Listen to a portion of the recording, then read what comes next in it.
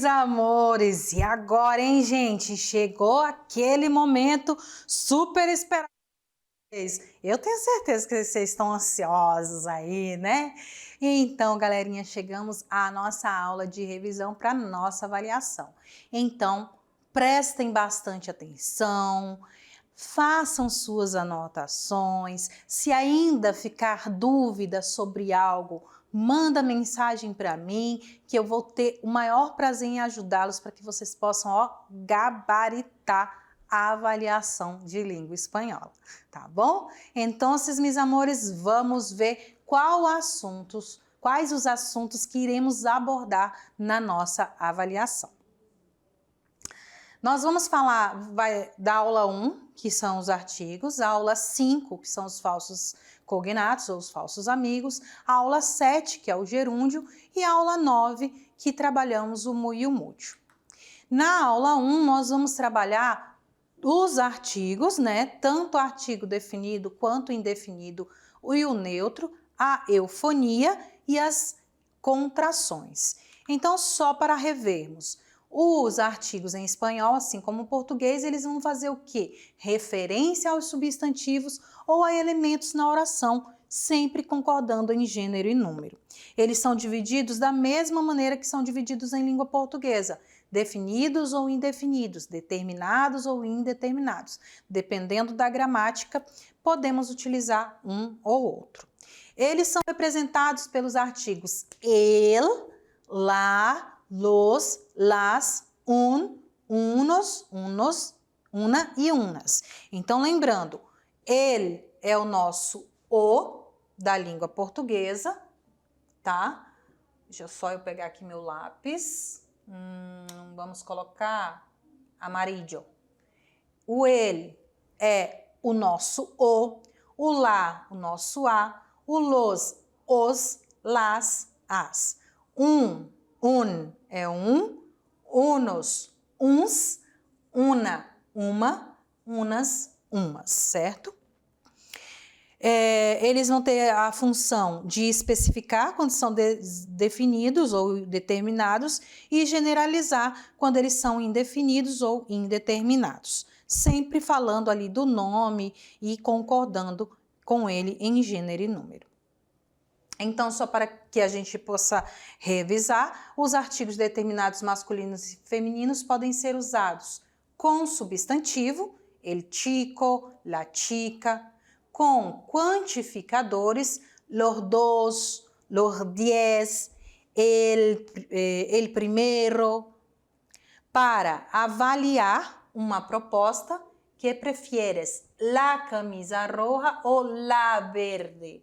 Me gusta mais la verde. Com os dias da semana e as datas, el sábado, el 21, el 9, el día, los pueblos. Aqui o los pueblos é o nosso adjetivo, substantivo. Com os dias da semana, ele vai indicar um acontecimento único. Por sua vez, indica acontecimentos frequentes no dia da semana indicado. O ele vai indicar um acontecimento único e o los, ele vai indicar acontecimentos frequentes. Então, ele, quando vai acontecer sempre só uma vez, ou assim, muito raramente, e o los, quando é algo recorrente, rotineiro, que acontece sempre. Los lunes tenho classes de coreano, então equivale que todas as segundas-feiras a pessoa tem aula de coreano. El domingo vou ao centro comercial. Então ele está dizendo que neste domingo, não é todo domingo que ele vai, só neste domingo. Llegaré a las 12, então nós vamos usar os artigos, o lá e o las com as horas, porque as horas são femininos. E es la 1:04.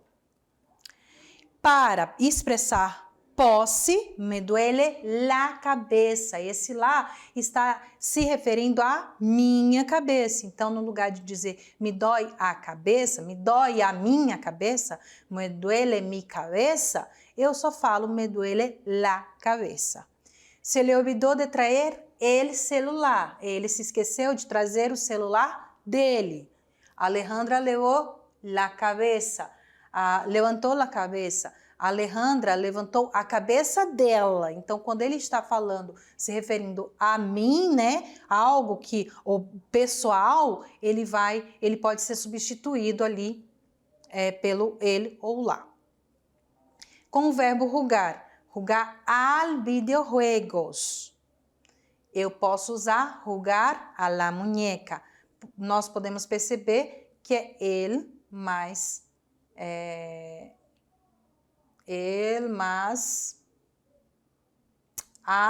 ele, perdão, que vai formar o videojuegos. Os indeterminados unos, unas, eles vão introduzir sempre um elemento novo ao discurso, não identificado ou não definido. Então, ele vem ali trazer algo novo ao discurso. He leído um livro. Então, que livro? Ele não falou, ele não especificou que livro. Ele só falou que é um livro. Havia unos pocos chicos. Eu não sei quantos, havia alguns. Tenho uma revista. Então, uma revista. Não sei qual é, não especifiquei qual é. Me comprei umas faldas. Que faldas? Que saias que ela comprou? Que tipo, que modelo, que cor? Ela não especificou. Ela só falou que comprou algumas. Quando é que eu não devo usar os artigos indefinidos? Antes de outro, outra, outros e outras. Então, sempre que tiver outro, outra, outros e outras, eu não vou usar artigo nenhum. Não vou usar nem o indefinido ou nenhum. Quieres outro té e não quieres um outro té. Sempre quieres outro té. E não vamos usar antes de possessivos, a não ser que ele vá depois do substantivo. Uma amiga minha se ha mudado a Costa Rica. Certo? Eu não vou utilizar, a não ser que ele vá vir depois de um substantivo. As regras de eufonia são aquelas regras que nós aplicamos para que o som da palavra ela fique mais agradável ao ouvido. E aí eu trouxe para vocês uma listinha, né, que vocês ainda têm aí, de algumas palavras que se encaixam nessa regra. Ela não engloba os heterogenéricos, tendo em conta que no plural ela vai voltar a ter o mesmo artigo feminino que ela tinha antes, e não é algo que acontece com os heterogenéricos. Os heterogenéricos, se mudou, vai mudar tanto no singular quanto no plural. O artigo neutro, que é aquele que é invariável, que não temos na nossa língua portuguesa e vem com a função de substantivar ou intensificar o valor do meu adjetivo, do meu verbo no particípio ou do pronome possessivo ou do advérbio. Ele vem fazer referência a situações ou coisas conhecidas pelo interlocutor. Tem o lo referencial, né, que ele vai fazer esse tipo de referência, dando ênfase. Tem o lo enfático, que ele vai dar ênfase a alguma coisa. E nós vimos também o uso das contrações, que em espanhol nós só temos a lidel. A la casa, que vai ficar a mais lo, ele vai ter o a mais lo, a mais ele, que é al, e de mais ele, que é igual a del. Voy al supermercado, llegó del colegio. Na aula 5, nós vamos falar sobre as perífrases verbais e os heterogenéricos. Então, nós vamos lembrar que trabalhamos as perífrases que são um verbo auxiliar conjugado seguido de um verbo ou no infinitivo, ou no gerúndio, ou no particípio, e nós nos focamos da perífrase do futuro, onde nós temos o verbo ir conjugado, mais a, mais o infinitivo, verbos no infinitivo, que ele vai servir para expressar uma ação que vai acontecer num futuro próximo, não muito distante do presente. Ele sempre vem ali também com alguns marcadores temporais para indicar essa noção de tempo, né? No tempo no futuro. Vimos que os heterotônicos são aqueles que indicam a mudança de sílaba tônica da língua portuguesa para a língua espanhola. Temos os heterogenéricos, que é a mudança de gênero da língua portuguesa para a língua espanhola, onde vimos que as regras, para o primeiro aqui, que são os heterotônicos, as regras de acentuação vai nos auxiliar a identificá-los, e os heterogenéricos, as regras de colocação do substantivo, as regras de gênero do substantivo, vai nos auxiliar também a identificar os heterogenéricos. E o mais complicado de todos, que é o verdadeiro falso amigo, os verdadeiros falsos cognatos, que são os heterossemânticos, mudança de significado, onde em língua portuguesa significa uma coisa e em língua espanhola pode parecer algo totalmente diferente. Por exemplo, la ensalada está salada, a salada está salgada. Eu trouxe também para vocês um quadro com alguns heterossemânticos e vocês também têm à disposição de vocês uma lista um pouquinho maior. Na aula 7, nós abordamos os advérbios e o gerúndio, onde os advérbios é aquela classe de palavras, só para lembrar vocês, que servem para complementar ou modificar um verbo,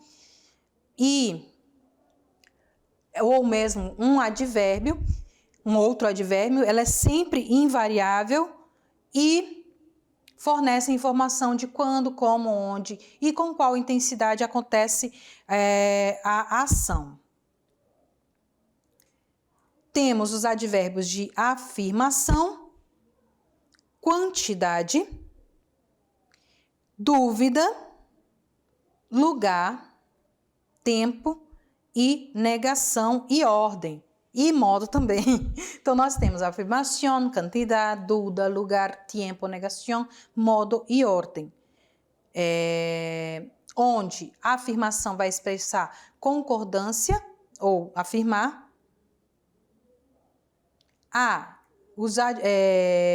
Todos eles têm as locuções adverbiais, que são duas ou mais palavras para formar para fazer esse papel de advérbio, né? Temos o de quantidade ou intensidade, então vai depender muito do texto ou da gramática que está sendo usada. Ela pode ser chamado de advérbio de quantidade ou advérbio de intensidade, que vai indicar, claro, a intensidade do acontecimento. E as locuções adverbiais de intensidade ou de quantidade.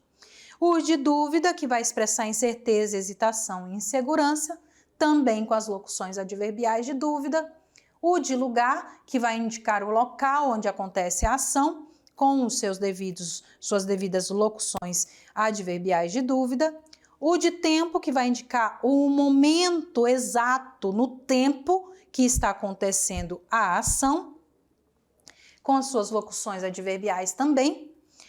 O de negação, que claro, né, o nome já diz tudo, que vai negar algo, e aí a gente pode perceber que em espanhol não vai acontecer algo que acontece em língua portuguesa. Nós usamos muito, eu não vou sair hoje, eu também não. Mas em espanhol nós não vamos usar o também não, que seria o también no. Não se usa, tá, galera? Só quem é turista, quem está aprendendo espanhol, que vai para lá e eles já identificam na hora que você está falando incorretamente. Então, se eu quero falar que eu não vou, também, eu vou dizer yo tampoco, o tampoco yo, como foi o exemplo aqui. Tu não estás com sueño, tampoco yo. Você não está com sono, eu também não. Na tradução fica o também não, mas em espanhol fica só tampoco yo.